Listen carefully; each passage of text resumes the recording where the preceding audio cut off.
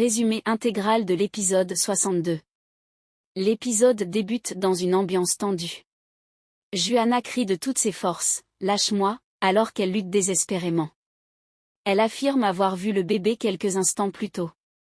Don Memo s'approche, inquiet, mais constate avec horreur que le petit a disparu. Le chaos s'installe, Juana répète que l'enfant était là, qu'elle n'a pas rêvé, tandis que les voisins commencent à crier « Policia ». En prison, Gabriel reconnaît soudain Bruno Monte, l'homme qui protégeait l'ingénieur. Sa présence fait comprendre à tous que la situation est encore plus dangereuse qu'il n'y paraît. Désormais, la tête de l'ingénieur a un prix, et Bruno est un maillon essentiel dans ce sombre complot. L'atmosphère devient plus lourde, chacun craint que la violence éclate à tout instant. De son côté, on constate Paula fuite avec le bébé de Juana. Les villageois la poursuivent, elle est encerclée par la population. Pendant ce temps, Camila tente d'expliquer quelque chose à Juana, mais la tension est trop forte.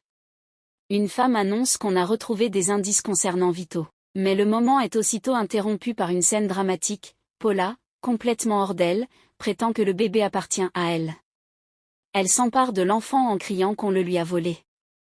Juana, en panique, essaie de le récupérer, tandis que Gabriel n'est pas là pour intervenir. Les menaces fusent. Paula jure que personne ne l'empêchera de garder le petit, tandis que Juana hurle que ce fils est le sien, fruit de l'amour entre elle et Gabriel. Le conflit atteint son paroxysme, « Donne-moi mon fils », crie Juana. Les policiers, sur place, conseillent à Paula de céder l'enfant pour éviter une tragédie. Les spectateurs assistent à un affrontement maternel bouleversant, l'amour sincère de Juana face à l'obsession maladive de Paula. Finalement, les forces de l'ordre décident d'arrêter Paula et de la conduire au ministère public. Un moment d'émotion sans suite, Juana remercie tout le voisinage, reconnaissante que le quartier entier ait agi comme une véritable famille pour l'aider. Elle supplie cependant qu'on ne raconte rien à sa mère, afin de ne pas lui gâcher sa journée. Ses larmes sont un mélange de gratitude et de fatigue. La caméra bascule ensuite vers la famille Fuenmayor de Rubio. Une discussion houleuse éclate autour de la garde de Paula. Son avocat plaide qu'elle est trop affectée pour être jugée lucidement et demande qu'elle reste enfermée seulement jusqu'à ce que la caution soit fixée. La loi exige aussi qu'elle signe une ordonnance de restriction, faute de quoi les sanctions seraient bien plus sévères. Malgré ses protestations, son père Rogelio la pousse à signer. La tension entre père et fille est palpable, Paula obéit, la rage contenue. Dans une autre scène, un complice annonce à son chef, « Nous avons des ennuis, ils ont mis la main sur l'enfant. » L'ordre est donné de le garder jusqu'à l'arrivée du commanditaire. La menace s'épaissit, on devine que de nouveaux dangers guettent Juana et Gabriel.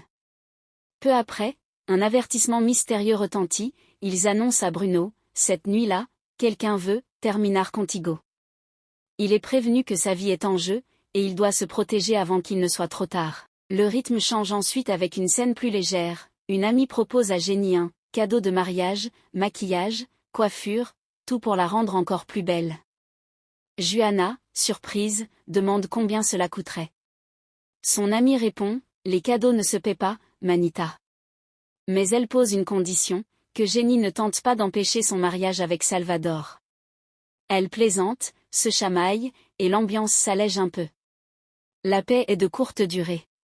Dans une confrontation familiale violente, Rogelio, père insulte son propre fils, le traitant de « chien traître ». L'insulte blesse profondément Manuel, qui réplique qu'il n'est pas un animal, mais les rancunes paternelles semblent impossibles à effacer. Cette scène illustre la noirceur des conflits familiaux qui traversent la telenovela. Puis arrive un moment attendu, le mariage de Jenny Bravo Sosa et Salvador Castillo Fernandez. La cérémonie est simple mais pleine d'émotion. La voix du prêtre résonne, « Jenny Bravo Sosa, acceptez-vous comme légitime époux Salvador Castillo Fernandez ?» Jenny répond avec assurance, « Claro que acepto ». Salvador, ému, accepte à son tour, promettant de la protéger. Les applaudissements éclatent, et tous réclament le baiser. La caméra se concentre sur les regards amoureux et les sourires radieux, contraste fort avec la douleur vécue par Juana.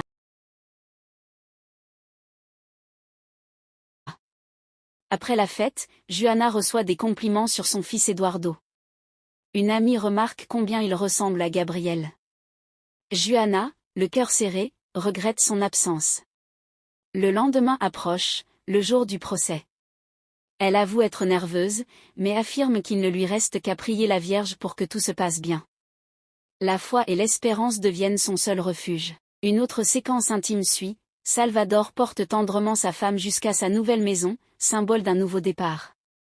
Les dialogues révèlent la force et la complicité qui les unissent, même au milieu de l'adversité. Lui demande si elle est certaine de vouloir prendre ce risque. Camila n'hésite pas, elle ne se dérobera pas. La caméra revient sur Juana, qui prie en silence. Elle supplie la Vierge, « Je sais que tu sais qu'il est innocent. Aide-nous à nous retrouver. » Ces mots sont à la fois une confession et une prière désespérée. L'épisode se termine sur une note dramatique. Dans un moment sombre, le Guillermo s'effondre soudain, en proie à une crise. Felipe l'appelle, le secoue, « Boss, respire. Ouvrez les yeux. » Margarita est appelée en urgence. Le mystère plane, est-ce une attaque, un empoisonnement, ou un coup de ses ennemis? L'écran s'assombrit, laissant les spectateurs dans une angoisse insoutenable.